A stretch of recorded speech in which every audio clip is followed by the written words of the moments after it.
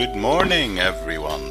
Well, it is for me anyway. Don't know what time you're listening to this. Welcome to the second Living in Faith Everyday podcast. Thank you to everyone for the positive feedback I've received already about the first podcast I did last week. I've had comments and engagements coming from as far afield as Canada, India, and various parts of the UK.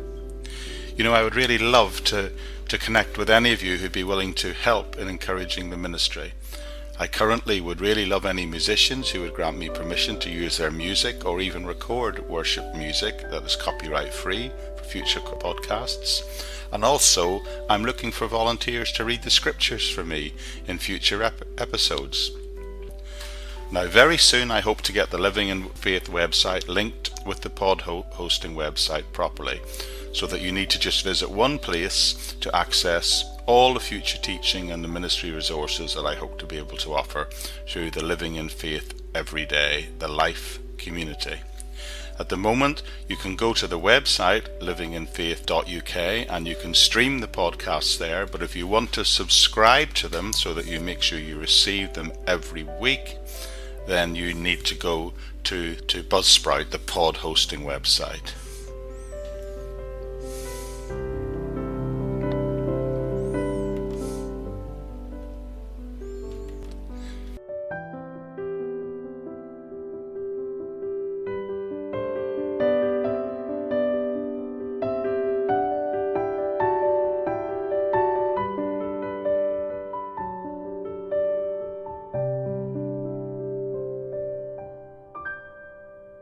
Now, just by way of introduction, you will notice that the title of this week's podcast is Coronavirus, Dealing with the Virus in Your Life. This is the second time I've spoken on the subject, and as I said at the beginning, unless something else crops up, it'll also probably be the last time I'll speak directly about this situation. Hereafter I'm going to do something else, equally valuable, equally applicable to the world we live in today, but not so in future so directly dealing with the issue of the pandemic. Before I explain the title in a minute, I'd just like to take a moment and review what I said last week in the first of these two coronavirus messages. In the first message I gave you some thoughts based around Proverbs 18:17 and how about in critical times it's really important to weigh things up and to get the facts. It seems to me that some people are approaching this disease and how they behave entirely from the position of protecting themselves from others. Now, of course, that's very important, but I believe the real heart of this matter, and it agrees with the biblical principles, is we need to grasp hold of the fact that it is how our actions affect other people. This is a contagious disease, and you can have it without even knowing you have it. We need to be aware at all times, perhaps even assume that we may be currently, right now, a non-symptomatic carrier, and by your actions you might be affecting others, you might even be endangering other people. This is the fact that I believe should be driving and influencing every decision we make. My second point last time was, in light of those facts, we should act accordingly. Another point I made in the first message was the Bible tells us when doing these things we are not to panic. In fact, there's a book in the Bible called Colossians which tells us this: let the peace of Christ, the inner calm of one who walks daily with him, be the controlling factor in your hearts. In other words, deciding and settling any questions that arise. To this peace indeed you were all called as members in one body of believers, and be thankful to God always. That's from the Amplified Version. And you may remember then I tried to just unpack a little bit to consider some of the deeper scriptural issues surrounding this current situation, beginning by pointing out the fact is we mustn't forget we live in a fallen world, and a fallen world is by nature full of trouble and tragedy. Everyone will face trials, and some may even face great suffering. And I pointed out how even the Apostle Paul went through such things. I went into a little detail of how Paul experienced, it seems, just one problem, one tragedy after another, and then I suggested that we should accept the fact that whenever we are undergoing these difficult times, we won't always know the answers. In fact, Deuteronomy 29, verse 29 tells us, our God will take care of the hidden things. The revealed things are our business. It's up to us and our children to attend to all the terms of this revelation, those things revealed to us, but to leave the rest to God. That's a paraphrase from the AMP version. This means that there are some things that are going on in the world that we'll just never know and we'll never understand. There are some things we will never know this side of eternity. We can know one thing above everything else, and that is that God wants us to trust in Him.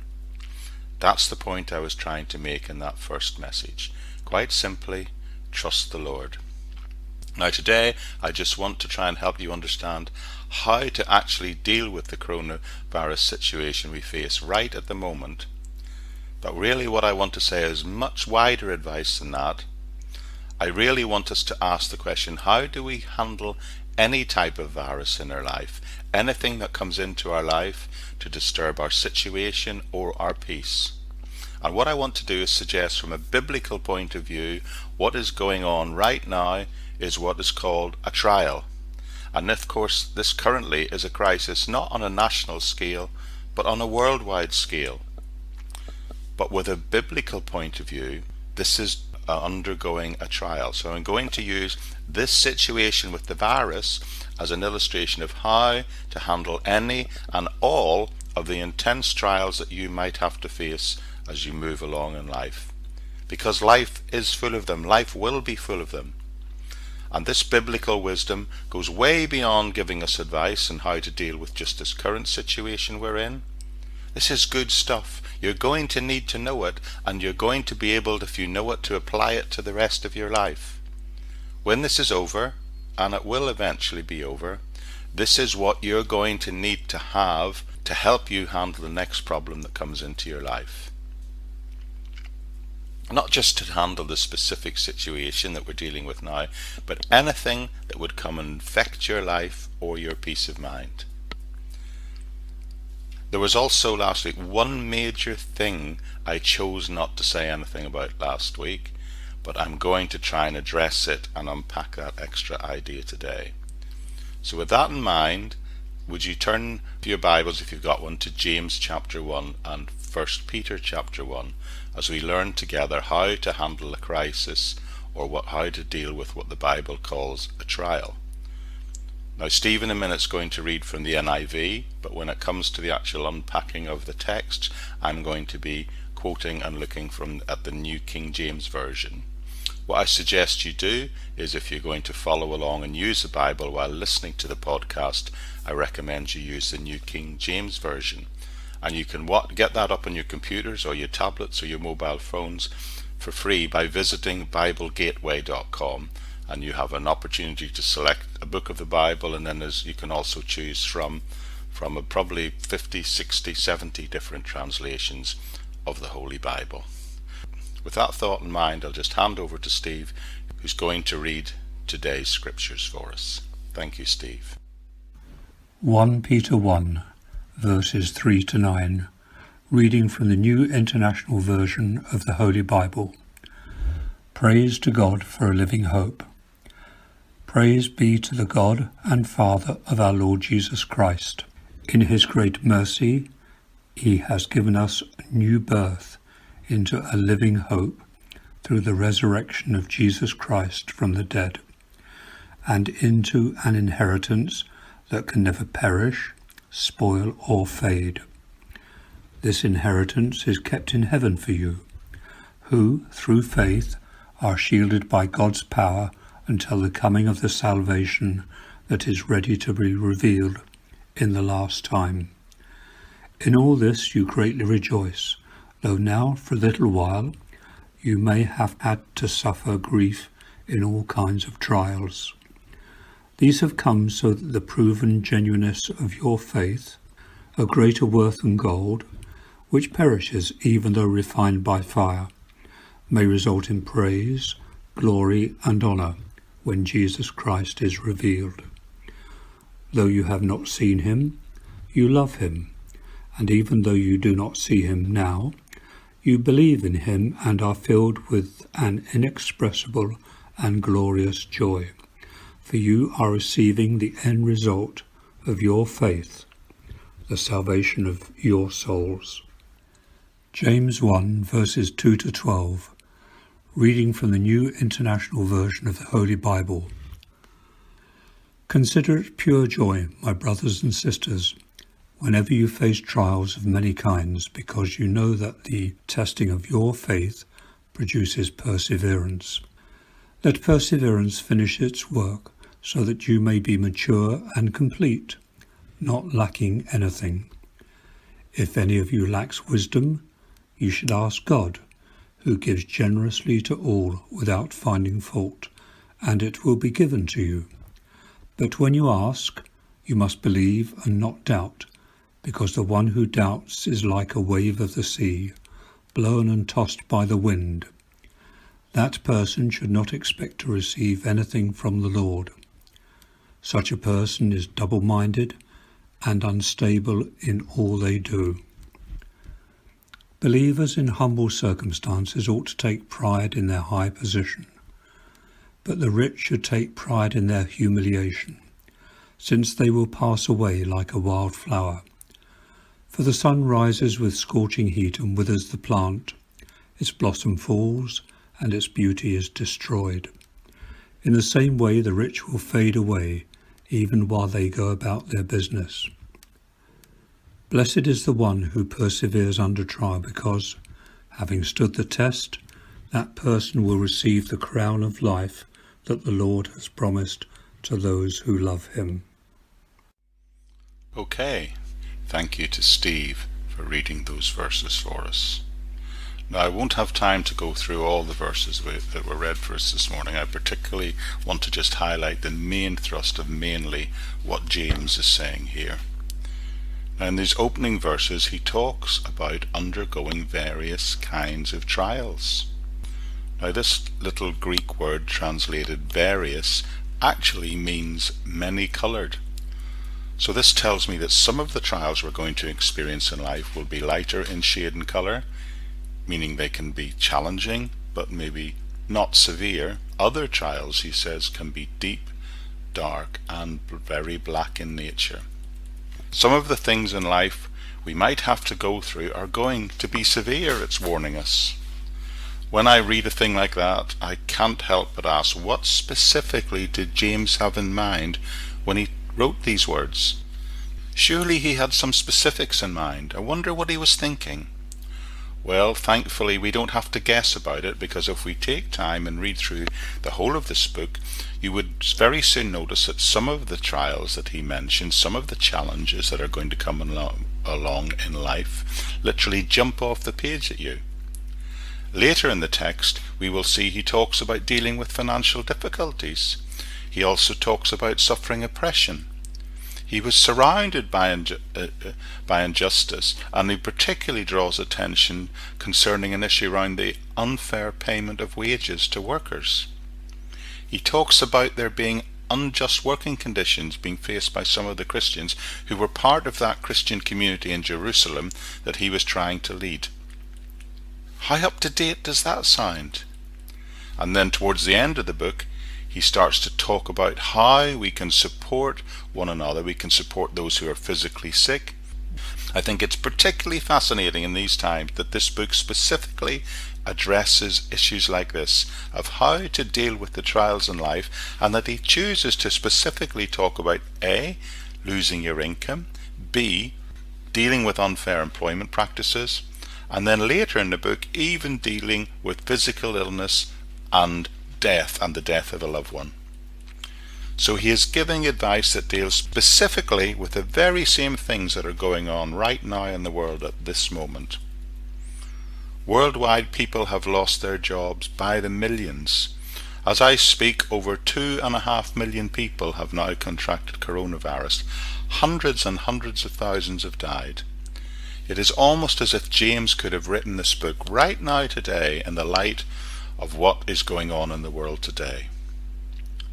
So what does he have to say to us? What does he have to say to you personally about how we can respond when we were going through such difficult things, such trials as he calls them?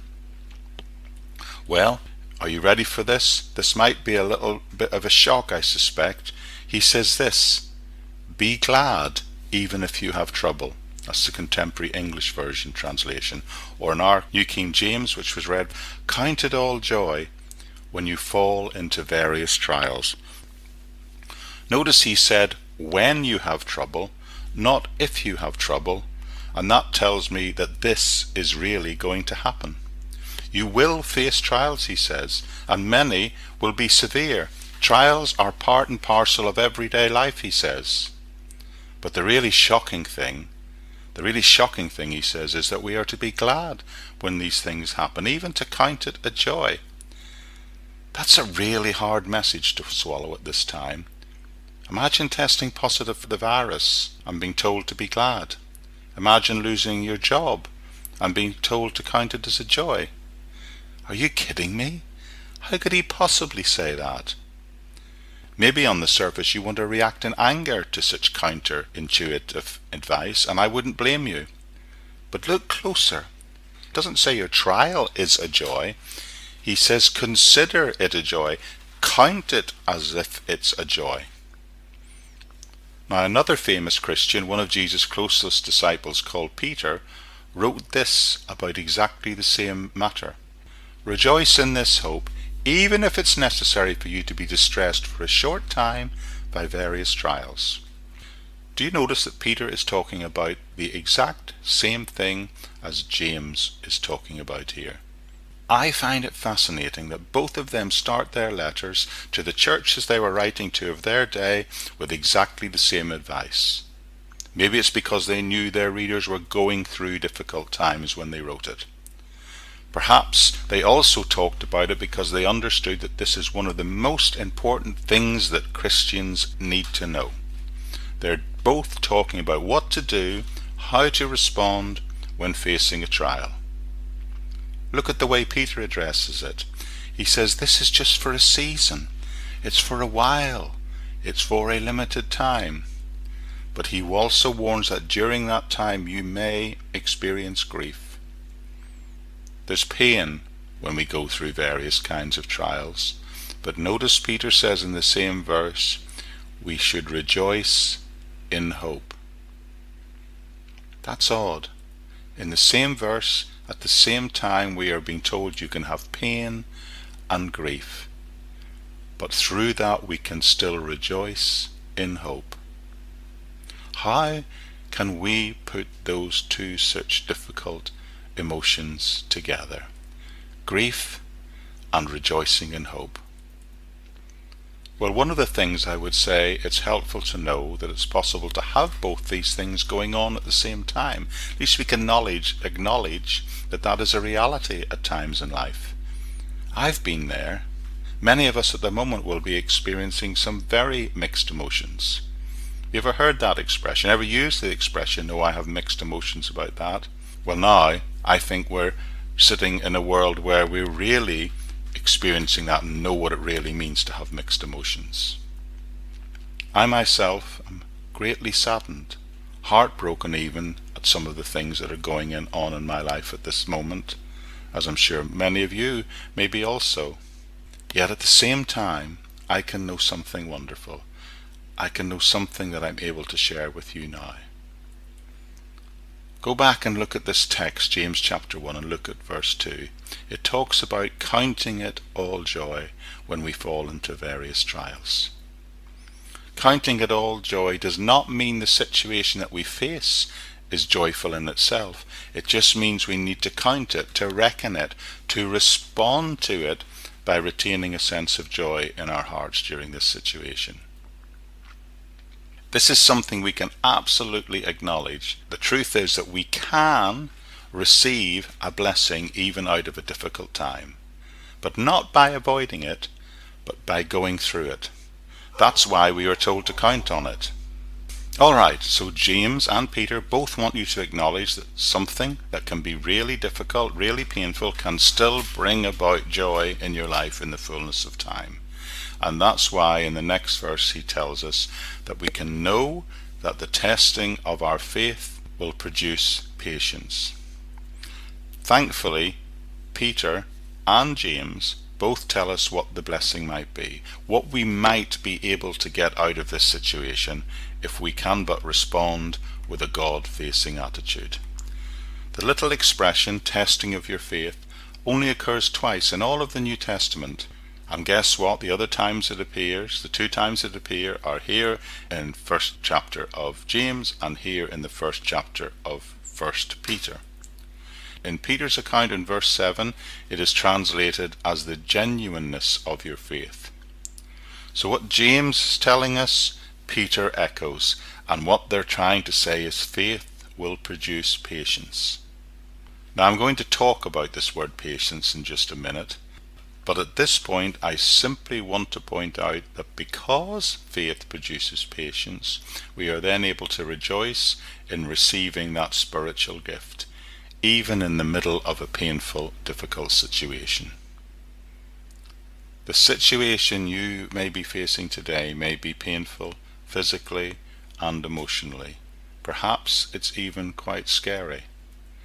I mean, it's scary to lose your job, the financial pressures that brings upon you or your family, and it's very scary getting ill with such a serious condition as what is going around the world at the moment.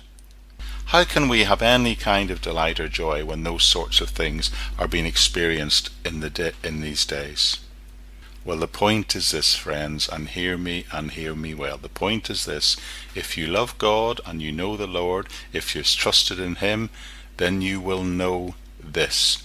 For God so loved the world, He gave His only begotten Son, that whosoever believes in Him should not perish but have everlasting life. If you know Christ died for you, if you know Christ arose, then you can simply trust Him to get you through this, and in fact all the way to heaven. Then you can say, on the authority of John 3:16, I'm going to trust in what He promised to do. Many of us probably feel that we know this, but do we really know it? We now need to know it like we've never known it before, on a deeper level. I'm not talking about the level of going to church on a Sunday level. I'm not talking about attending a religious events to mark significant milestones in your life, like births, marriages, funerals. What we need to know now is we need to walk by faith, and a faith that really believes that God so loved the world, He gave His only Son, so that whosoever, that's you and me, that whosoever believes in Him should not perish but have everlasting life. Then you can walk by faith no matter what comes into your life. Then you can trust the Lord in all things. That's what I talked about last time. Genuine faith trusts in the Lord regardless of the circumstances and in spite of the consequences. And it's that perspective that can produce joy even in the midst of the most severe trials and difficult circumstances. No matter what virus comes along in your life to infect you, you can respond in faith to it. Now, you may not feel you're in control at the minute, but if you trust in God, then you can still have peace even when you do not feel in control. We can experience calmness in the midst of a storm.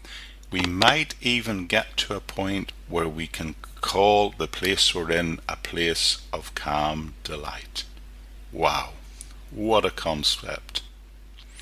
Bible experts tell me the way these verses are written in the original language, the indication in the text is that this perspective, that this needs to take on this perspective, needs to be a decisive choice. You need to make your mind up. You need to set your mind. You need to say, I'm going to trust in the Lord regardless of the circumstances and in spite of the consequences. I'm going to trust the Lord now. I'm going to count on Him, reckon on Him. And when you do that, these words tell us it will produce a calm patience in us. That's a benefit. Now, maybe it would be helpful to talk a little bit more about this word patience. Let me explain. This word translated patience for us here in the King James is a matter-of-fact word that literally means long-tempered. It means long-suffering, showing forbearance. In other words, it's the very opposite of being short-tempered. Now, maybe you're feeling a little short-tempered at the moment. We're all under stress, and we all may be feeling we're a bit short-tempered at times at the moment. But the word translated patience here also has an aspect of endurance contained within it. And that's very important. Because although this word patience teaches us how to deal with people and how to respond to them in being long-tempered, there is a second aspect to the word, which also contains an understanding of the need for endurance. We need to be in this for the long haul, not only in the sense that this current pandemic may indeed be a very long-term situation, but also it tells me that the striving for a better way of living through these difficult times in life must be a commitment to a long-term spiritual journey ahead for us, for all of us. So this word, patience, helps us deal with both people and with events. But this text also helps us deal with ourselves, our own character. It will help us deal with how we relate to other people. So to put it simply, the first part of the concept of patience is in respect to persons, but there is a second aspect in respect of how we relate to events, to circumstances. And what a perfect message that is for these times. Patience is how we deal with other people, not easily being provoked or blazing up in anger, but it also helps us learn endurance, because then as the people of God, we are able, when under great pressure, to not only find a calm within it, but to support other people. I looked for a little while at the story of Job last time, and some people like to talk about this word that's bandied around about people having the patience of Job. Have you heard that expression? People will say, that person has the patience of Job. But you know what?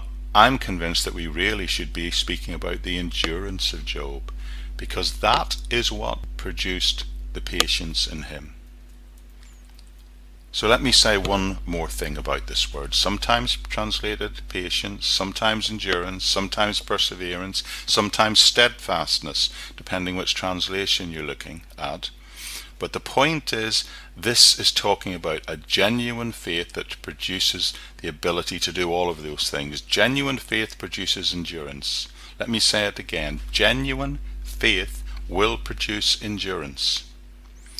Now, I've been aware of this teaching for a long time. I've actually taught through the book of James twice before in my Christian life. And I believe its main message comes down to this one thing, where it tells you that faith produces endurance. And I offer no excuses for returning to this teaching at this time. We should have always known we need to have faith and to trust in God. But you know what? We really need it now.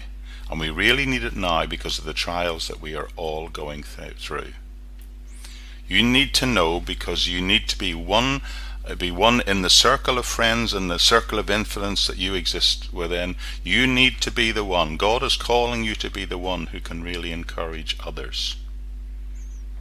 We need to be the people who can encourage those who are really struggling and they don't have this Christian understanding or insight in their lives. That's why I'm doing this podcast, to help you, to equip you, and thereby help you help others.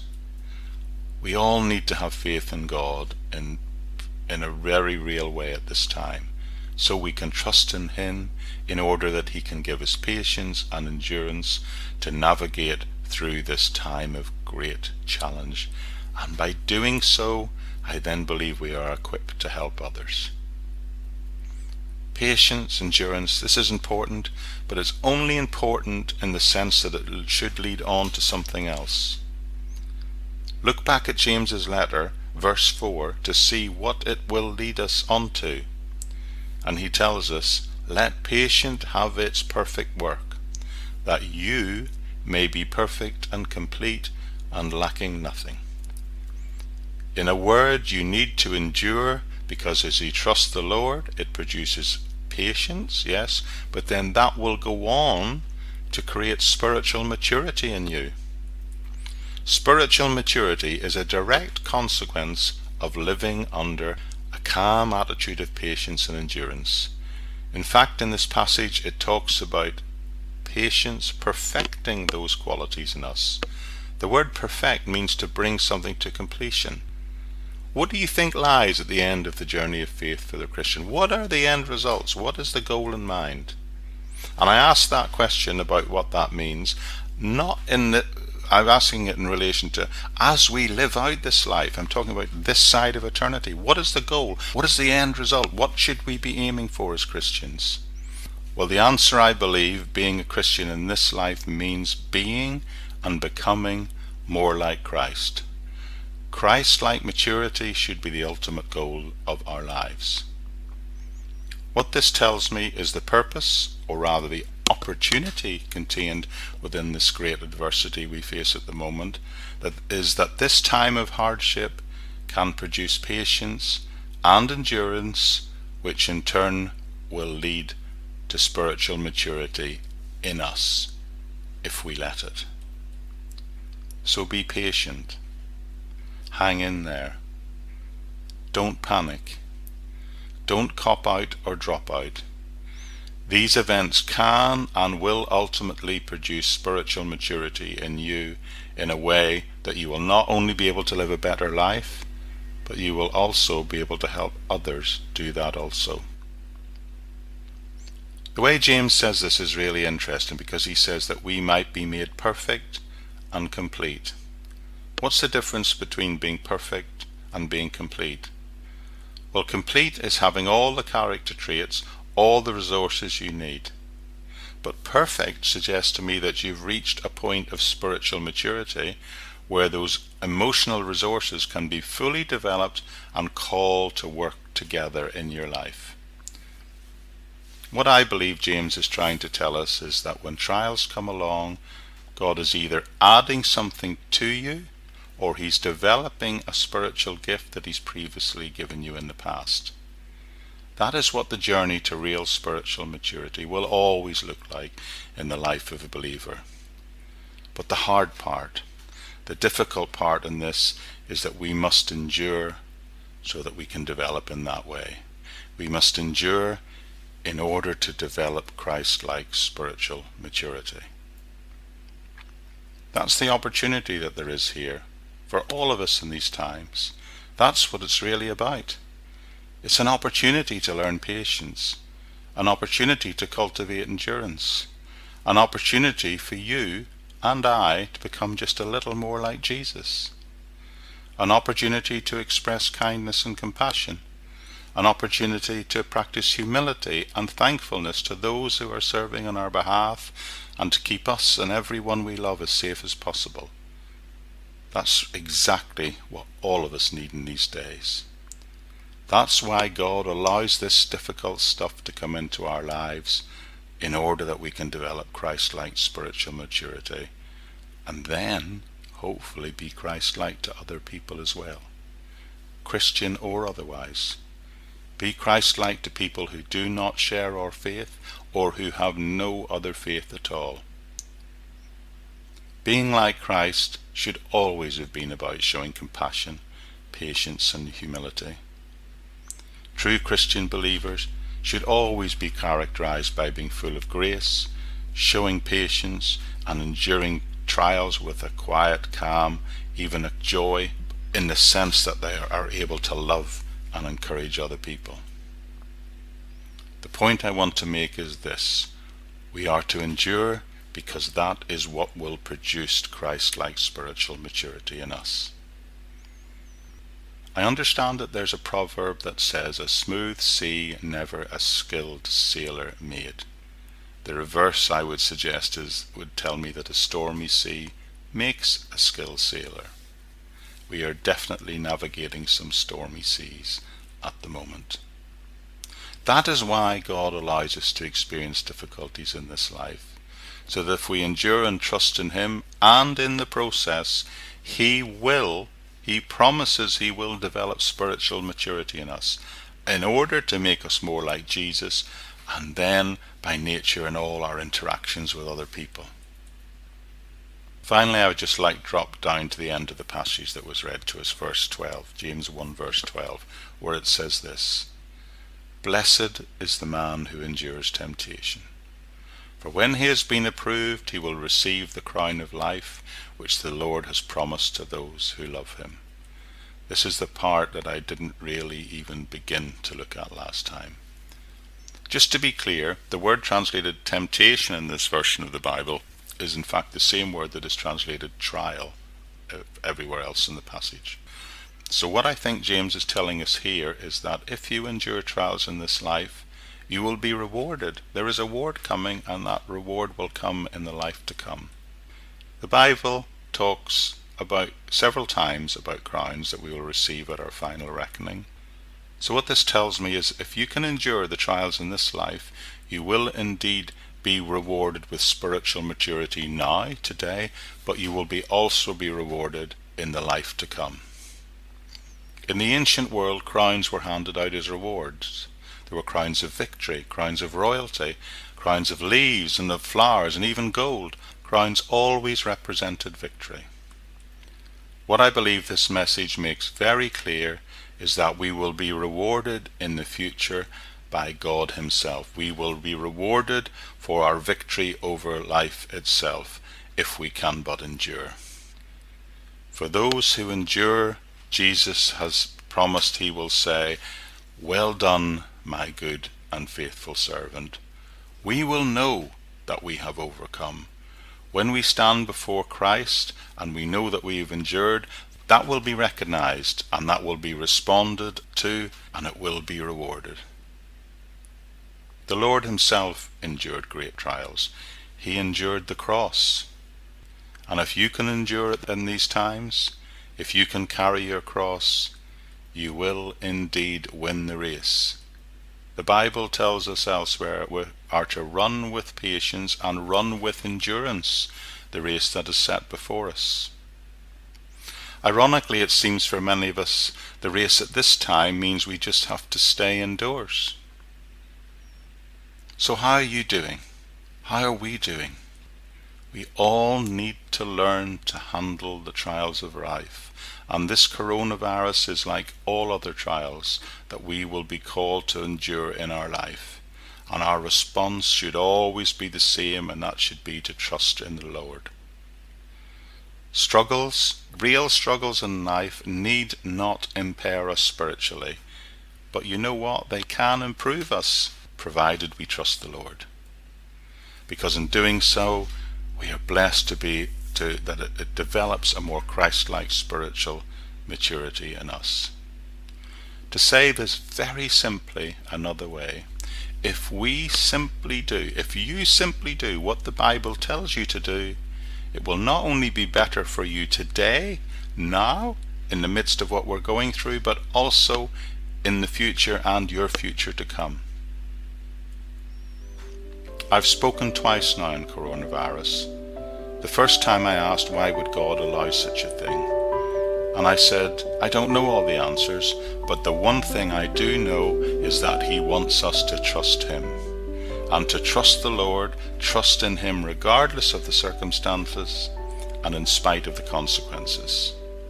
Secondly, today I have reminded us that if we do that, we will be rewarded with patience, which will lead to endurance, which will then lead on to spiritual maturity, which then should lead on to us becoming just a little more like Jesus Christ.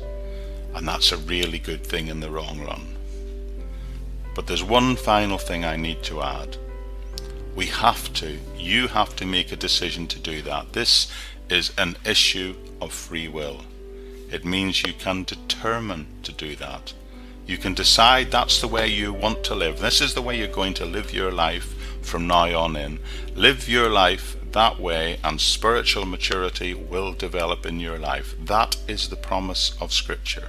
And you will also be rewarded with not only being able to cope in your current circumstances more effectively, you will not only be rewarded by being able to live your day-to-day life more realistically and more compassionately and more able to help other people, but you will also be rewarded later when you become before God in the life to come.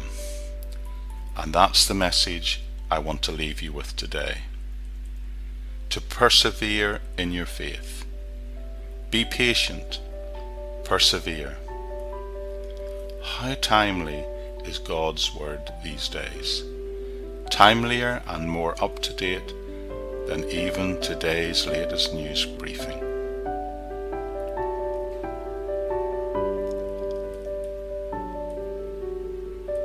Father, thank you for the insight and wisdom that you have revealed to us on how to handle all the great trials in our life. And now I pray that by your grace we will learn to trust in you and not to worry about the immediate details. Maybe we should worry more. Lord, help us worry more about developing Christ-like spiritual maturity. Lord, equip our minds and our hearts that we might never forget that we are to trust in you in all circumstances and in spite of the consequences. In Jesus' name, Amen.